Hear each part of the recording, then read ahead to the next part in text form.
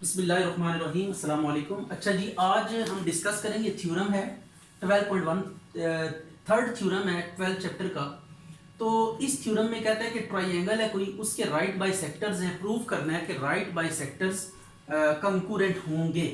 तो अब इस थ्योरम को प्रूव करने से पहले पहले कुछ चीज़ें हम डिस्कस कर लेते हैं कि राइट बाइसेक्टर होता क्या है। ये हमने डिफाइन किया था लास्ट टाइम। तो ये अगर आपके पास कोई ट्राइंगल है, ये ट्राइंगल है। अब इस ट्राइंगल को लेकर हमने क्या करने हैं, बाइसेक्टर्स ड्रॉ करने हैं। ट्राइंगल को लेकर राइट बाइसेक्टर्स ड्रॉ करने हैं। तो राइट बाइसेक्टर्स क्या होते हैं? राइट बाइसेक्टर्स ऐसी लाइंस को कहते हैं जो किसी लाइन सेगमेंट के ऊपर परपेंडिकुलर हो और उसके मिड पॉइंट में से पास करें। तो पहले बी सी का परपेंडिकुलर बाइसेक्टर या राइट बाइसेक्टर हम ड्रॉ करते हैं। तो बी सी का मिड पॉइंट लें, suppose it is our here, ये मिड पॉइंट लिया और इस मिड पॉइंट से आप एक परपेंडिकुलर ड्रॉ करें। ये हमने एक परपेंडिकुलर ड्रॉ कर दिया, दिस वन इज परपेंडिकुलर। अब इस परपेंडिकुलर को हम क्या कहेंगे? Perpendicular bisector of side B C. Right हो गया। बिल्कुल इसी पैटर्न पे आप ए सी को लेकर भी परपेंडिकुलर बाइसेक्टर ड्रॉ कर सकते हैं। यहां पे मिड पॉइंट लें, ये मिड पॉइंट लिया और परपेंडिकुलर लाइन ड्रॉ करें यहां पे, तो ये परपेंडिकुलर ड्रॉ हो गया। तो ये आपके पास दो परपेंडिकुलर हमने ड्रॉ कर दिए। These are perpendicular bisectors. बिल्कुल इसी पैटर्न पे आपने क्या करना है, ए बी का मिड पॉइंट लेना है और इस मिड पॉइंट को लेने के बाद इसके ऊपर आप क्या करेंगे? परपेंडिकुलर ड्रॉ करेंगे। ये तीन परपेंडिकुलर बाइसेक्टर्स हमने ड्रॉ कर दिए। हर साइड के अगेंस्ट एक परपेंडिकुलर बाइसेक्टर या राइट बाइसेक्टर हमने ड्रॉ कर लिया। अब प्रूव ये करना था कि ये जो राइट बाइसेक्टर्स होंगे ये कंकूरेंट होंगे। Mean to say that they meet at the same point. Concurrent का मतलब ये होता है कि जब बहुत ज्यादा लाइंस एक ही पॉइंट पे इंटरसेक्ट करें तो उन लाइंस को कंकूरेंट लाइंस कहते हैं। जैसे आपके पास ये एक लाइन, ये दूसरी लाइन, ये तीसरी लाइन, ये है चौथी लाइन। तो ये सारी की सारी लाइंस अगर आप नोट करें तो ये एक ही पॉइंट पे क्या कर रही हैं? इंटरसेक्ट कर रही हैं। तो जब बहुत सारी लाइंस एक ही पॉइंट पे इंटरसेक्ट कर रही होंगी तो these lines would be called as concurrent lines. तो ये क्या है? कंकूरेंट लाइंस है। कंकूरेंट लाइंस का कॉन्सेप्ट अब ज़हन में आप बिठा लें कि कंकूरेंट लाइंस क्या होती हैं? सच लाइंस के जो एक ही पॉइंट पे क्या करें? इंटरसेक्ट करें। If three or more than three lines intersect at the common point then those line would be called as concurrent lines। तो अब देखें इस थ्योरम की स्टेटमेंट में आपके सामने पढ़ता हूं। प्रूव करना है कि कहते हैं कि perpendicular bisector of any triangles are concurrent. ये थ्योरम की स्टेटमेंट है। मैं फिर रिकॉल करता हूं। परपेंडिकुलर या right bisectors of any triangle are concurrent. किसी भी ट्राइंगल के जो परपेंडिकुलर बाइसेक्टर्स होते हैं वो क्या होते हैं? कंकूरेंट होते हैं। ये अब हमने प्रूव करना है। तो एक ट्राइंगल लेनी है, उसके ऊपर परपेंडिकुलर बाइसेक्टर्स लेने हैं और उनको प्रूव करना है हमने कि वो क्या है? कंकूरेंट है, मतलब एक ही पॉइंट पे मीट करते हैं। तो इस पर्पस के लिए हम क्या करेंगे, जरा लॉजिक में आपको बता देता हूं, पहले फिर हम प्रूफ की तरफ आते हैं। सबसे पहले हम लॉजिक डिस्कस करते हैं कि what is the logic behind this theorem. आपको एक कॉन्सेप्ट पता है, हमने पहले थ्योरम में पढ़ा था कि अगर आपके पास ये कोई लाइन सेगमेंट है, ए टू बी आपके पास क्या है? कोई लाइन सेगमेंट है। इस लाइन सेगमेंट के ऊपर आप क्या करें? यहां पे एक परपेंडिकुलर ड्रॉ करें, यानी राइट बाइसेक्टर ड्रॉ करें। ये हमने राइट बाइसेक्टर ड्रॉ कर दिया। अब ये राइट बाइसेक्टर ड्रॉ कर लेने के बाद हमने थ्योरम जो पहला पढ़ा था वो क्या था कि इस राइट बाइसेक्टर के ऊपर कोई सा भी पॉइंट आप लेंगे तो उसका एंड से जो डिस्टेंस होगा वो क्या होगा? सेम होगा। यानी कोई भी पॉइंट आप राइट बाइसेक्टर पे ले लें, जैसे हमने पी पॉइंट ले लिया। अब इस पी का ए से जितना डिस्टेंस होगा उतना ही डिस्टेंस पी का बी से होगा। तो पी ए और पी बी आपस में क्या होंगे? इक्वल होंगे। तो ये हमने प्रूव किया था राइट बाइसेक्टर को लेके कि any point on the right bisector is equi distance from the ends of the line segment. तो ये हमने पहला थ्योरम प्रूव किया था। इसका कन्वर्स भी ट्रू था। कन्वर्स कैसे ट्रू था? इसका कन्वर्स हमने ये पढ़ा था कि अगर आपके पास कोई लाइन सेगमेंट है, ये सेकंड थ्योरम है उसकी मैं डिस्कशन कर रहा हूं आपके साथ। अगर आपके पास कोई लाइन सेगमेंट है, इस लाइन सेगमेंट का के साथ आप एक कोई भी पॉइंट ले एनीवेयर, ये आपने एक पॉइंट ले लिया, राइट हो गया। आपके पास कोई लाइन सेगमेंट है, आपने एक पॉइंट ले लिया। इस पॉइंट के ऊपर कंडीशन क्या आपने अप्लाई की थी कि इस पॉइंट का ए से जितना डिस्टेंस होना चाहिए उतना ही डिस्टेंस इसका बी से भी होना चाहिए, राइट हो गया। तो ए बी आपने एक लाइन सेगमेंट लिया, पी एनी पॉइंट लिया सच दैट कि पी का ए से डिस्टेंस और पी का बी से डिस्टेंस ये दोनों आपस में क्या है, इक्वल है। तो जब ये दोनों डिस्टेंसेस आपस में इक्वल होंगे तो हमने ये कहा था कि ये जो पॉइंट है it must lies on the right bisector of A B.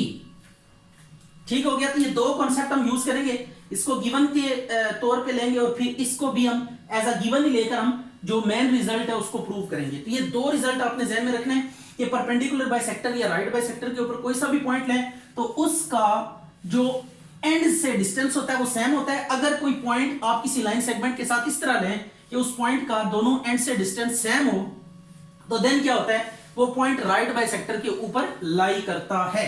तो अब हमने प्रूव करना है कि ये जो तीन परपेंडिकुलर बाइसेक्टर्स हमने ड्रॉ किए हैं, दीज परपेंडिकुलर बाइसेक्टर्स आर कंकूरेंट। इनको हमने कंकूरेंट प्रूव करना है, मतलब एक ही पॉइंट पे ये सारे के सारे मीट करते हैं। तो अब इस पर्पस के लिए हम कैसे मूव करेंगे, सबसे पहले गिव। अच्छा जी, अब हम इसके प्रूफ की तरफ आते हैं। प्रूफ में हम क्या करेंगे, देखें हमने दो परपेंडिकुलर बाइसेक्टर्स ले लिए। अब दो परपेंडिकुलर बाइसेक्टर्स हैं तो these perpendicular bisectors must intersect. ये एक बात आप ध्यान में रखिएगा कि अगर दो लाइंस आपके पास इंटरसेक्ट कर रही हैं, दो लाइंस अगर क्या कर रही हैं, इंटरसेक्ट कर रही हैं, तो इन लाइंस के इनके बीच में एंगल क्या है, थीटा है। अगर दो लाइंस इंटरसेक्ट कर रही हैं उनके बीच में जरा रिफाइन फिगर बनाता हूं आपके लिए और आपको मैं बताता हूं एक कॉन्सेप्ट है जो हम यहाँ पे यूज करेंगे। उस कॉन्सेप्ट को बेस बना के आपने चलना है। ये जो हम बात कर रहे हैं ओ की, ये कॉन्सेप्ट है इसके बैकग्राउंड पे। अगर ये आपके पास कोई दो लाइंस हैं, राइट हो गया, इनके बीच में एंगल क्या है, थीटा है, मतलब ये इंटरसेक्ट कर रही है, they form some angle theta. तो ये आपके पास दो लाइंस थी जो कि क्या कर रही थी, इंटरसेक्ट कर रही थी, इनका एंगल क्या था, थीटा था। इनके ऊपर आप क्या करें, परपेंडिकुलर ड्रॉ करें। इसके ऊपर एक परपेंडिकुलर ड्रॉ करें, ठीक हो गया, और फिर इसके ऊपर एक परपेंडिकुलर यानी 90 का एंगल बनाते हुए एक लाइन ड्रॉ करें, ये परपेंडिकुलर। तो आप कहते हैं कि ये जो परपेंडिकुलर है ना, ये वाला परपेंडिकुलर और ये वाला परपेंडिकुलर, इनके बीच में जो एंगल होगा ये भी क्या होगा, थीटा होगा। मीन टू से कि अगर ये दो लाइंस इंटरसेक्ट कर रही हैं तो इनकी जो परपेंडिकुलर लाइंस होंगी वो भी क्या करेंगी, आपस में इंटरसेक्ट करेंगी, because angle is the same. तो अब हमने देखें ये ट्रायंगल की तीनों साइड्स इंटरसेक्ट कर रही होती है। देखें ए बी बी सी को इंटरसेक्ट कर रही है, ए सी बी सी को इंटरसेक्ट कर रही है और बी सी ए सी को। तो ये तीनों साइड्स जो होती हैं आपस में इंटरसेक्ट करती है तभी ट्रायंगल बनती है। अगर इनमें से कोई एक भी इंटरसेक्ट नहीं करेगी तो ट्रायंगल हम बना नहीं सकते। तो अब ये ट्रायंगल की तीनों साइड्स एक दूसरे को क्या करेंगी, इंटरसेक्ट करेंगी। तो एक साइड के ऊपर हमने परपेंडिकुलर ड्रॉ किया, दूसरी साइड के ऊपर हमने परपेंडिकुलर बाइसेक्टर ड्रॉ किया। तो ये एक परपेंडिकुलर, ये दूसरा परपेंडिकुलर। देखें एक परपेंडिकुलर एक साइड पे है, दूसरा परपेंडिकुलर दूसरी साइड पे है। तो व्हाट डज इट मीन कि जो एंगल ए बी और बी सी का होगा वही एंगल इन दोनों परपेंडिकुलर बाइसेक्टर्स का भी होगा। मतलब अगर ये दोनों लाइंस इंटरसेक्ट कर रही हैं तो इनके परपेंडिकुलर्स भी क्या करेंगे, इंटरसेक्ट करेंगे। Just for the sake of concept ये बात हमने की। तो देखें अब ये जो परपेंडिकुलर बाइसेक्टर्स ने हमने कह दिया कि ए बी का हमने परपेंडिकुलर, ये कंस्ट्रक्शन हमने की है कि इसमें परपेंडिकुलर बाइसेक्टर्स ड्रॉ किए हैं, राइट बाइसेक्टर्स ड्रॉ किए हैं सच दैट ये जो राइट बाइसेक्टर्स हैं ये पॉइंट ओ पे एक दूसरे को क्या करते हैं, इंटरसेक्ट करते हैं। ठीक हो गया। तो अब आपने इसके बाद करना है कि ये जिस पॉइंट पे इंटरसेक्ट कर रहे हैं इस पॉइंट को आपने ज्वाइन कर देना है किसके साथ, तीनों वर्टिसेस के साथ इसको ज्वाइन कर देना है। ठीक है, तीनों वर्टिसेस के साथ इसको क्या कर देना है, ज्वाइन कर देना। बल्कि अभी तीसरे को मैं एक्सक्लूड कर देता हूं या कर भी दे, नो प्रॉब्लम एट ऑल। ये इनको ज्वाइन कर दिया, यानी आपने दो परपेंडिकुलर बाइसेक्टर्स ड्रॉ किए। अब ये दो परपेंडिकुलर बाइसेक्टर्स इंटरसेक्ट मस्ट करेंगे क्योंकि साइड्स इंटरसेक्ट कर रही हैं। तो अब जिस पॉइंट पे इंटरसेक्ट कर रहे थे उस पॉइंट को हमने ओ का नाम दे दिया। अब ये ओ का नाम देने के बाद आगे फर्दर हम प्रोसीड करते हैं। आपने अभी मैंने कुछ देर पहले आपको बताया था, देखें ये जो ओ पॉइंट है ये इस राइट बाइसेक्टर के ऊपर है, ऐसा ही है। ये आप नोट करें, ये जो राइट बाइसेक्टर है ए बी साइड के ऊपर, इसके ऊपर ये पॉइंट है ओ। ये ओ जो पॉइंट है ए बी का जो राइट बाइसेक्टर है उस पर लाई कर रहा है। तो अब इसका मतलब राइट बाइसेक्टर के ऊपर कोई भी पॉइंट लें तो उस पॉइंट का इस लाइन सेगमेंट के एंड्स से जो डिस्टेंस होगा वो क्या होगा, सेम होगा। तो ये अब हम लिख सकते हैं यहां पे ओ ए इक्वल है किसके, ओ बी के। राइट हो गया। ठीक है, तो ये हम पहले थ्योरम की स्टेटमेंट यहां पे चिपका देंगे। Any point on right bisector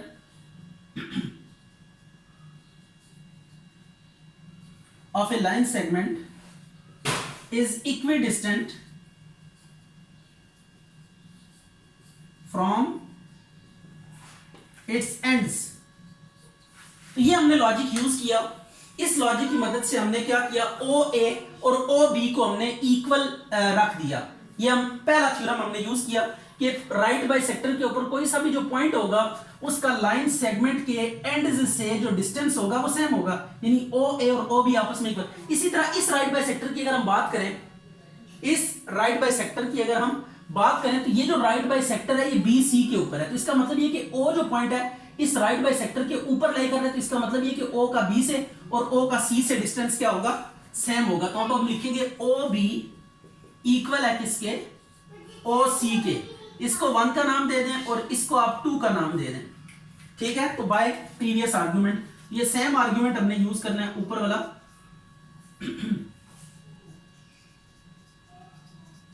previous argument या यही वाला आर्गुमेंट आप दोबारा चिपका दें, ये आ गया आपके पास, राइट हो गया, ये हमने लिखा। अब देखिए ये दो इक्वेशंस हैं, इनमें ओ ए ओ बी के इक्वल है, यहाँ पे ओ बी ओ सी के इक्वल है।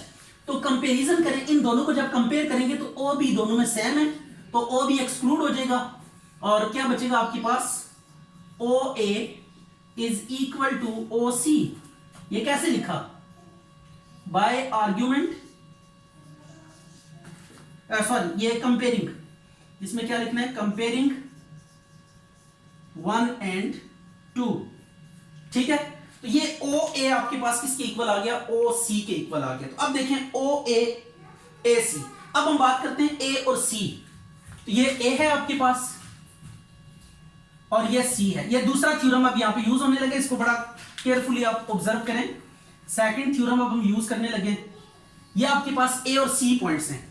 तो अब देखिए ए और सी पॉइंट से जो ओ पॉइंट है उसका डिस्टेंस सेम है, यानी ओ का ए से डिस्टेंस और ओ का सी से डिस्टेंस क्या है, सेम है।